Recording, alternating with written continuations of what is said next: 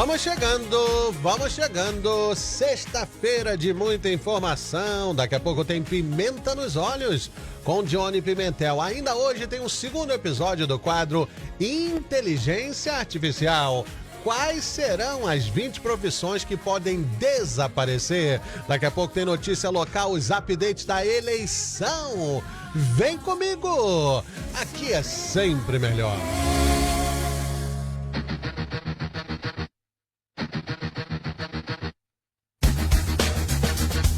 E agora, a Hora da Notícia, com o jornalista Eduardo de Oliveira.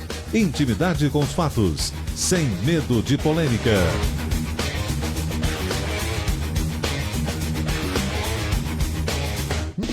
No oferecimento sempre da professora Suande. Dessa vez você vai aprender inglês. Entre em contato com a professora e olha, não deixa passar a oportunidade. Nova turma iniciante a partir do dia 12 do mês de novembro. É sem ser a próxima terça, que é a terça da eleição, a outra terça. Ninguém pode fazer isso por você, minha gente. Faça, porque são 2 aulas por semana no conforto da sua casa, em teleconferência. A professora ao vivo respondendo todo mundo. O telefone é 508-380-6812.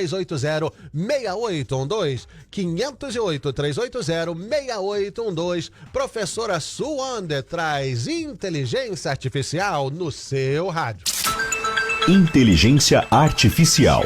Como ela vem transformando o mundo e como evitar consequências não previstas. A partir de agora, eu convido para conversa aqui na Rádio Superável o engenheiro de softwares, Eduardo Ribeiro. Boa tarde, Eduardo.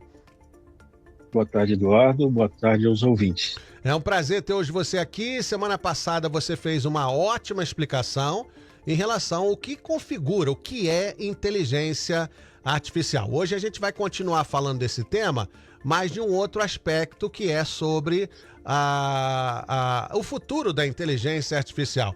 Qual é o futuro que você vê? E eu já vou juntar nessa pergunta algumas profissões que podem ser substituídas por inteligência artificial.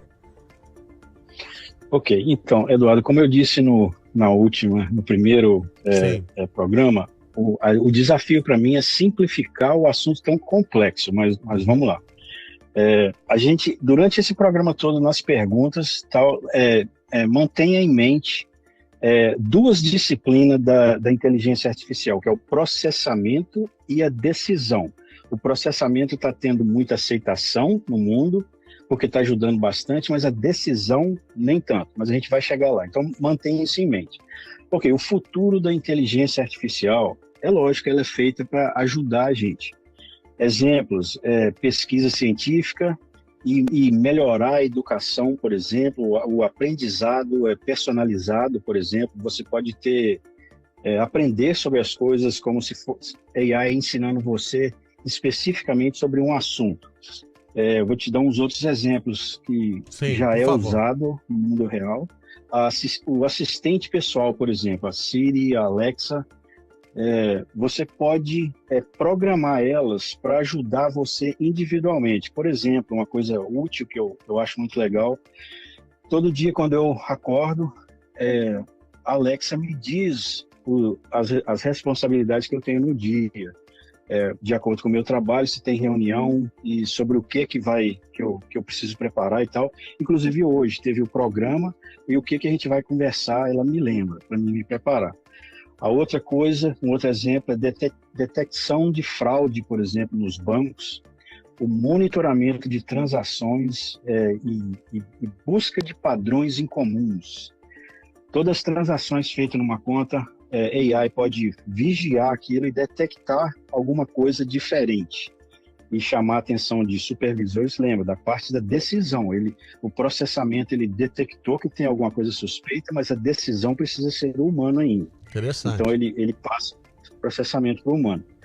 Atendimento ao cliente, por exemplo, o chatbot, né? Você entra num website e você pode ser atendido por uma máquina, ela responder todas as suas perguntas relacionadas àquele subjeto do website que você visitou. E tem bastante outras coisas, entendeu? Sim, olha, cada pergunta pode expandir bastante. Você me deu um exemplo nos bastidores, quando a gente estava preparando o quadro ainda, que foi o operador de raio-x no hospital. Achei muito interessante esse exemplo, que é um cara que vê várias daquelas lâminas de raio-x do mesmo paciente, inclusive tem lá o arquivo de raio-x daquele paciente, e ele compara. Olha, 1 mês atrás estava assim, aquilo que poderia ser um tumor e a gente viu que não era, e agora está assim. Só que o cara vê dezenas de raio-x todos os dias, de vários pacientes. Então o cara fica com a vista cansada, já não está com muita paciência. E inteligência artificial não tem isso, né? Vai analisar, inclusive com o olho, sem a emoção de um ser humano. Então existem várias profissões em que a inteligência artificial pode substituir o ser humano, salvando vidas. E aí é que está o foco interessante nisso. Tem mais alguma aplicação de inteligência artificial interessante na área da saúde, ô Eduardo? Tem. Por exemplo, isso é um exemplo real que a gente está trabalhando agora na companhia de software que eu trabalho, em Clinical Works, desenvolvimento de inteligência artificial para ajudar o médico na documentação do prontuário eletrônico. No caso, é um produto real que a gente trabalha, que o paciente vê o médico não só liga o software para ele gravar a conversa. À medida que ele conversa com o paciente, sem precisar estar olhando para o computador, ele pode estar olhando direto para o paciente e conversando com ele, fazendo perguntas. O que você está sentindo, os sintomas que você tem, o medicamento que você está tomando. E as decisões que ele toma, ele tem que, é lógico, falar, né? Fala assim, eu vou aconselhar você fazer exame de laboratório específico e tal. Quando termina a visita, o AI documentou a visita toda. Mas, de novo, voltando ao que eu falei no começo, o processamento foi feito por AI, mas a decisão voltou para o humano. Que agora ele precisa só dar uma olhada rápida para verificar se está do jeito que ele quer, entendeu? E Sim. Tem várias coisas. Outro assunto que pode expandir o programa inteiro. É verdade, tem muita coisa, mas olha o que os ouvintes estão falando. O Felipe Dias está dizendo, eu amo o ChatGPT, uso demais para fazer textos e frases. O Luiz Júnior está dizendo, ontem mesmo eu vi um exemplo de emprego substituído por inteligência artificial. No drive-thru da Wendy's, foi atendido por uma peça de inteligência artificial que ouvia, interagia, analisava e fazia o pedido para o funcionário da linha de montagem. Então, muitos dos empregos mais monótonos vão desaparecer. E se aqueles profissionais que estão lá conseguirem outros empregos, é melhor. Agora a gente tem que ver como é que vai ser esse futuro. Porque já teve, inclusive, a negociação dos escritores de programa de TV americanos que eles queriam que incluísse no contrato, não pode substituir os roteiristas por AI, né? Então, realmente há uma preocupação. Agora, algo para a gente entender, e você gosta de voltar nesse lado teórico, e eu gosto disso também para todo mundo estar na mesma página. Quais são as 3 leis da robótica? Então, esse eu acho que vai ser a coisa mais interessante aqui, que vai trazer umas coisas para o pessoal pensar. A lei da robótica, ela é uma, como diz, ela não é uma lei, ela foi feita por um escritor, Isaac Asimov, e ele, foi uma ideia que ele teve que todo robô criado precisa ter uma diretiva. A diretiva, no caso, é como se fosse leis para a gente. A instrução, orientação, normas definidas por uma autoridade. Ou seja, o robô precisa funcionar obedecendo às suas diretivas. Então, as 3 leis, as 3 diretivas que ele sugeriu ser usada, que eu acredito que é preciso usar essas diretivas, é o seguinte: a primeira, a diretiva do robô, uma lei que o robô tem que ter em mente com o funcionamento diário. Lei número 1, um robô não pode ferir um ser humano ou, por inação, permitir que um ser humano sofra algum mal. É a lei número 1. Sim. Lei número 2, um robô deve obedecer às ordens que lhe sejam dadas por seres humanos, exceto nos casos que tais ordens entrem em conflito com a primeira lei, que é um ser humano mandar o robô machucar uma pessoa. Ele desobedece o ser humano nesse caso. E a terceira lei é um robô deve proteger sua própria existência desde que tal proteção não entre em conflito com a primeira ou a segunda lei. Ele tem o direito de coexistir com a gente. Mas, agora o que vai fazer ficar interessante isso? O Elon Musk como diz, ele é bem, como que eu falava correto? Eclético. O Elon Musk é um geek, é da comunidade de Sim. geek. Ele cresceu gostando de videogame, igual todo engenheiro de software gosta. Mas ele não pôs essas 3 leis nos robôs dele, Eduardo. Até o momento, ele não colocou isso neles, entendeu? Então é interessante essa parte, entendeu? Eu fiquei surpreso, falei assim, poxa, até ele, entendeu? Há uma intenção isso. por trás disso. Olha a pergunta aqui do Clovão, nos bastidores o Eduardo também pediu, olha, se tiver pergunta, abre aí pro povo falar comigo, tá certo. Clovão, eu coleciono moedas e cédulas. Existe alguma tecnologia AI para analisar essas peças? Olha, a resposta pode abranger indefinida, mas é o seguinte, precisa fazer uma pesquisa. Eu posso guardar essa pergunta dele para mim pesquisar e dar a resposta para ele no próximo programa. Boa ideia. Mas só uma resposta rápida por alto aqui. Uhum. Qualquer, vamos dizer, função que nós seres humanos precisamos de um robô, alguém precisa ter criado ela. No caso, ele está pedindo uma coisa específica.